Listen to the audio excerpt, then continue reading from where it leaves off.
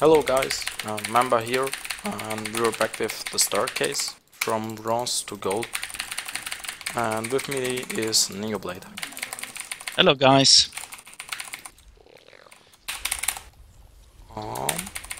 This is my favorite map.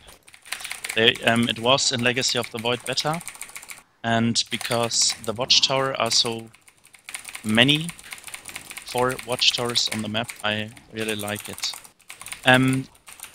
Try to, if you have the links, try to take every watchtower and to retake the watchtower if our opponent loses it, the watchtower. Okay. So we will play 17 hatchery. The next drone we're gonna send to scout.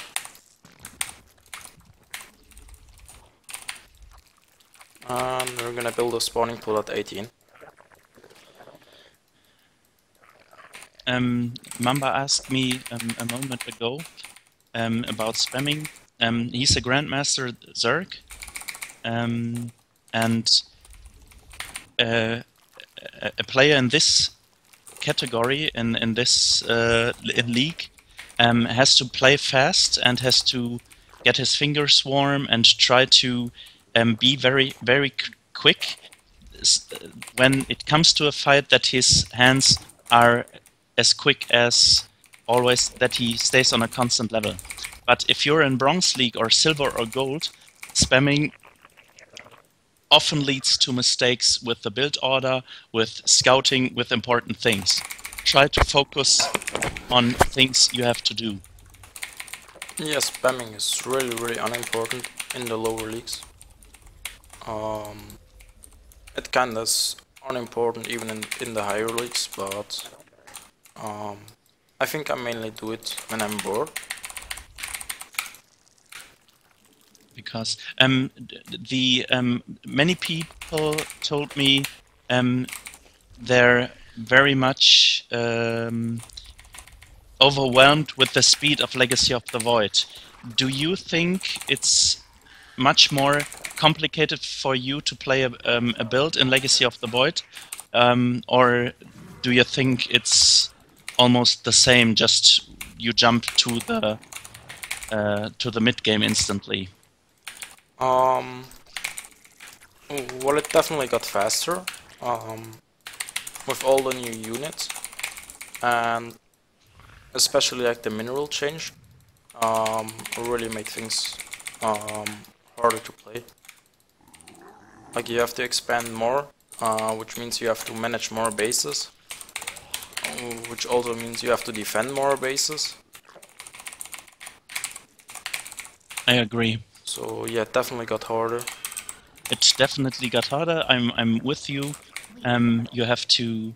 There are very intensive micro units on the field now.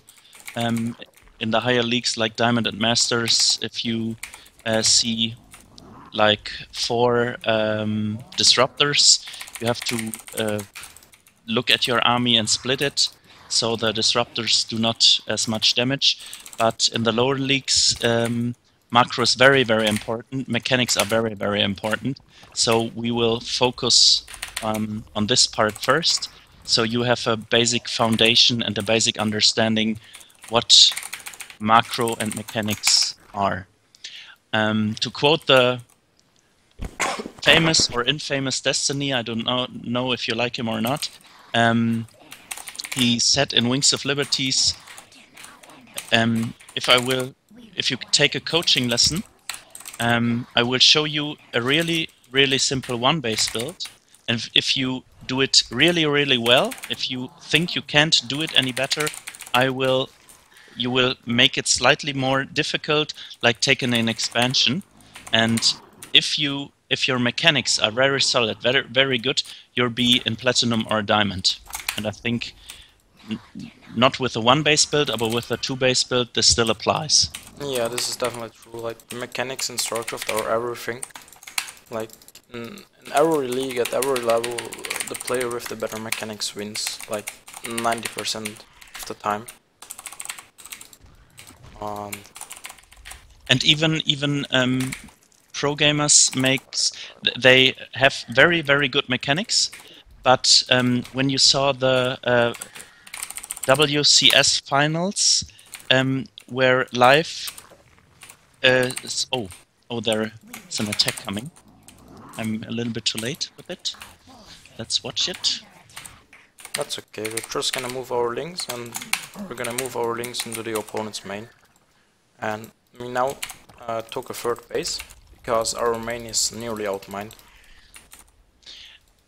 To watch your saturation, which is indicated above your hedge with 1816, we explained why we take 18 workers, not 16. And we'll see if the opponent is able to defend our link flood. It's okay, by the way, to lose games. You guys will lose games as well, I think. Mamba has always some problems with taking a look at his army, which is not allowed in the Staircase Step 1. Why we will change it in the next game and go to the Staircase Step 2.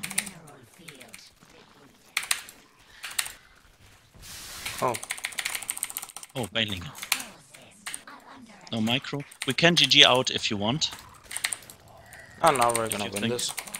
Okay. We're gonna saturate our third base.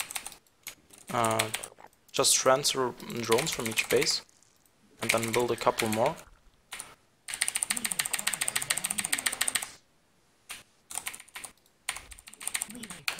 In Legacy of the Void,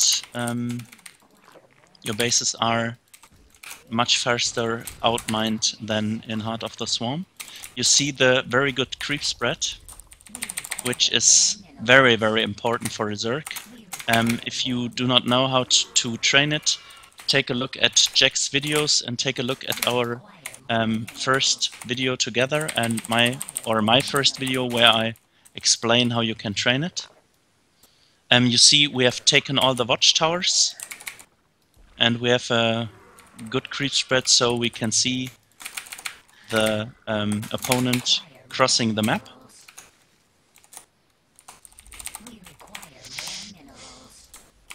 So all we do right now is just building links, building queens, spending the money. Keep your money low.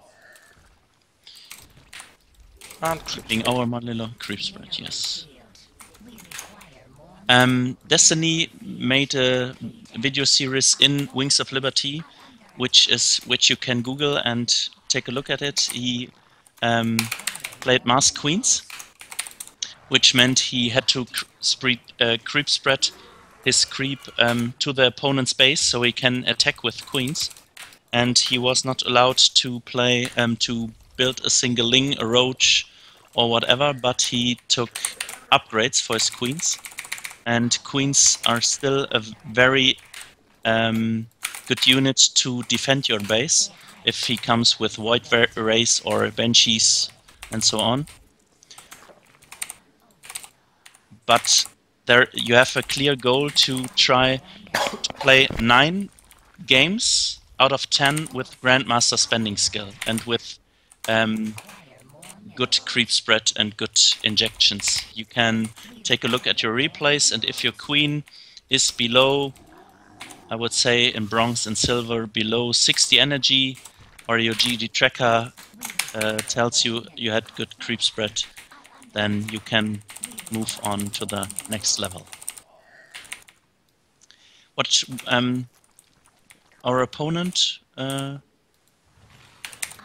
overpower us, or what is our opponent doing?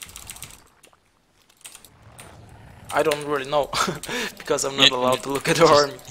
At the army, yes. Yeah, I mean, we just focus on our saturation, like every base is good saturated. Maybe we can pull 2 drones over here. You wanna build static defense? You're allowed to static defense, but Jack Attack only says Do not build 50 spine crawlers if you can deal with a large army with 3, and so on. Do you still think we'll win the game? Otherwise, no, I don't think so. Then GG, well played, and leave the game. You will lose too, and losing is not a problem with it. Okay, guys, we'll see you guys next time. Powered by Husky.